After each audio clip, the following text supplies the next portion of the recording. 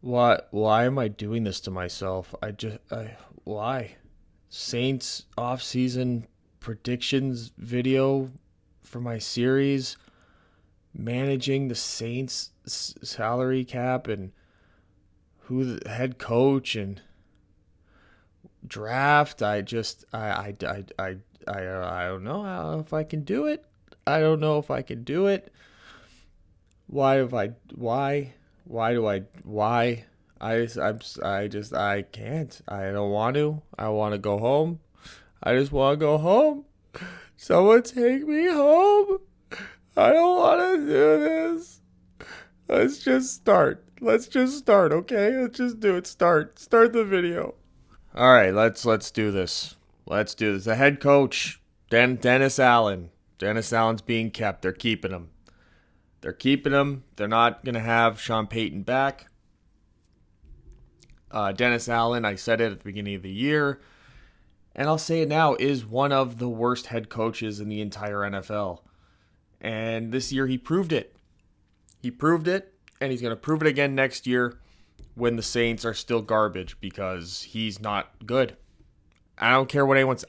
He's a great defensive coordinator. Don't get me wrong. Great defensive coordinator, but he's only a head coach because they didn't want to lose him with the defense. But Sean Payton clearly was the straw that stirred the drink here because you look at these offensive stats. Now imagine the Saints with Sean Payton looking like this on offense. 22nd in points. Middle of the pack in pass yards and pass touchdowns. Bottom half of the league in rush yards and rush touchdowns. Bottom half of the league in total yards. Bottom half of the league in total touchdowns. 21st in red zone percentage. 15th in third down percentage. 13th in sacks. 12th in turnovers. That is not a Sean Payton offense. And everyone wanted to say that the guy that stuck around to run the offense was the guy that was actually kind of running the offense the whole time. Well, how stupid do you guys feel now? I was right about the Saints. They should be getting a new head coach, or they should just be figuring out a way to convince Sean Payton to keep coaching with the Saints. That's the end. Because Dennis Allen, still a great defensive coach. I believe that he is. Because you look at these numbers, and this is fairly good. The pass yards, pass touchdowns are down. Points are down in general. They're top 10 in points, top 10 in total touchdowns. They're 6th in total yards, 6th in red zone percentage, 5th in sacks. The only thing they had trouble with was third down percentage and turnovers. So that's where it's like, okay, the defense just couldn't get off the field, though. Now, what can you do to fix that? I mean, you're already 5th in sacks. You have to figure out a way to get guys on the field in that secondary that can force turnovers. And I know that you have Marshawn Lattimore, great player.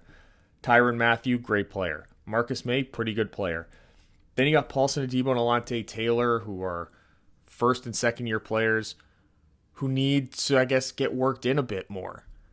And maybe, I don't know what the pressure rates were, but if they were converting a lot of their pressures to sacks, that's hard to sustain.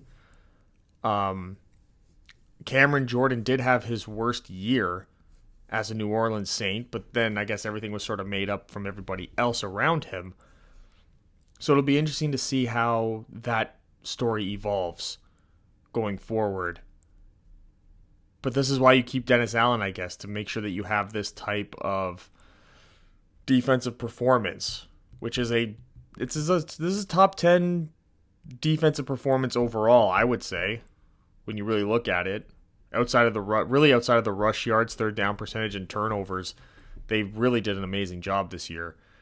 But that to me also shows that they need to get off the field on those third and shorts. I think that that's a sign of that. And being able to force turnovers in key situations so you can close out some games on the defensive side of the ball. And here's the reason why I drink. Trying to figure out how the hell to get out of this. The Saints are starting this season with the Michael Thomas restructure to free up the cap room. $50.2 million over the cap. Okay, let's just do it. Let's just do it. Resignings, nobody. Nobody. You need to clear up cap room so you can sign your draft picks. So we're restructuring Taysom Hill for $6.6 million. We're restructuring Alvin Kamara for $7 million. We're restructuring Ryan Ramczyk for $9.6, Demario Davis for $5.8, and Marshawn Lattimore for $10. We're going to trade Sean Payton for either a late first or 2 seconds. So if it's Arizona, we want that second round pick this year and a second round pick next year. If it's the Denver Broncos, give us that first round pick that you guys got in the Bradley Chubb trade. Cutting people, we're cutting Jameis Winston for $12.8 million. We're cutting Michael Thomas for an extra $1.1 million on top of what his restructure gave. And then Carl Granderson for $3.9 million. So, yes, I guess.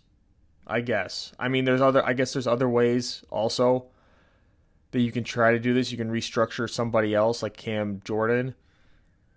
I guess you can cut Will Lutz for $3 million, but then you still need a kicker, so you still need to fill out like $2 million there anyway. So why not just keep him? I don't get it. Is the salary cap not real? Is all this a joke to the Saints? Is all this a joke to them? So I figured out a way to get them $7.4 million in spending cap, and this is going to go towards all of their team needs that they have going into this offseason, which starts with the quarterback position. They need a franchise quarterback. They need somebody who can be the quarterback for the next 5 to 10 years, and they need him on a rookie deal because you guys just saw it. You saw it. And they need a wide receiver to complement Chris Olave, who was great. Called it. And then they need some interior defensive line help, like a true nose tackle would be nice. So I think you can target a guy like Mozzie Smith maybe. That's why you want to get a first or early second round pick for Sean Payton in this draft so you can address quarterback and interior defensive line with your first 2 draft picks with some high draft capital. And then you need a safety because you do have Tyrann Mathieu, Marcus May, but they're both very old. They're old, they're expensive, so you never know when you're going to have to cut bait with them. But the Saints don't really have a lot of needs. They're just I'll say it, they're just a poorly coached football team. That's it. They got the talent. Trevor Penning's going to be playing for the first time after he went on IR at the beginning of the year, so you got a left tackle. You got your right tackle in Ryan Ramczyk. You got a decent interior offensive line with McCoy, Ruiz, and Andrus Peat. You could do better. You could certainly do better, but, you could also do a lot worse. Taysom Hill's versatile. He can do a whole bunch of different things.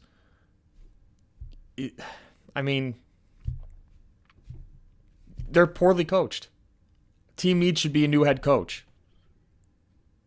I know it's like I'm the biggest Dennis Allen hater, but if it makes up for it, I'm also saying the same thing about Todd Bowles in Tampa Bay. So there you go, Saints fans. I hate their coach too. Now, this is the time where I talk about who they signed in free agency, and yes, LOL to that. Because look at what I had to do just to get them under the cap, to be able to sign draft picks. Look at what I had to go through. Did you not see what I had to go through? Did you not see that? So maybe, I just don't know. I don't think anyone knows. Because this team is so outrageous with how they conduct themselves with their contracts and their front office. And I don't understand. I don't get it. Where's the bottle? Where's the bottle? Thank you.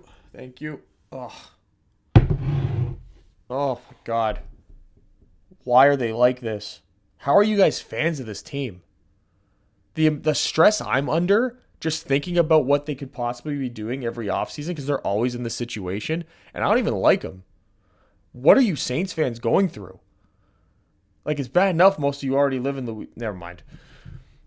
So because I'm not even going to attempt to touch who they're going to sign in free agency because, could they afford anyone anyway at this point? They're going to have to figure out freeing up more money. I can't even speak anymore. So yeah, I'm just drinking too much, trying to figure this out. trying to numb my stress and my pain that's going on in my brain right now.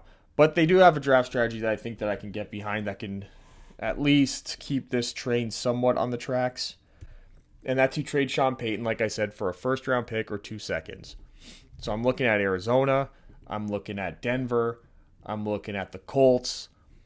Because you're not going to get a first round pick from a really bad team in this draft. You're going to get one of those picks in the early to mid 30s, which is fine because you also have another pick in the mid 30s that's your own pick.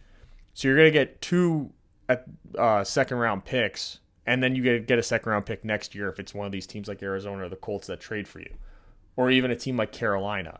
But I don't think you're going to trade Sean Payton within the division. If anything, I would be looking to trade him maybe out of the conference altogether. So that's where a team like, the Colts, of course, come into play. The Houston Texans, even though I don't think that's a place he would want to particularly go.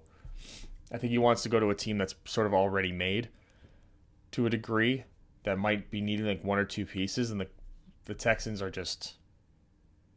They got a really great future ahead of them, but I'm not sure he wants to wait that out.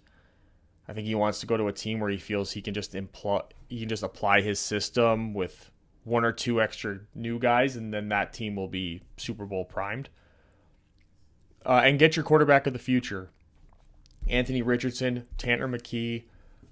One of those 2 guys would be a very wise choice. Get a rookie deal, 4 years. If you get into the first round because you trade Sean Payton to, say, Denver, then take Anthony Richardson with that first round pick if he's available. It's a weird situation for him because you don't really know if he's going to go super high because team is just going to go with the upside and reach for him, quote unquote.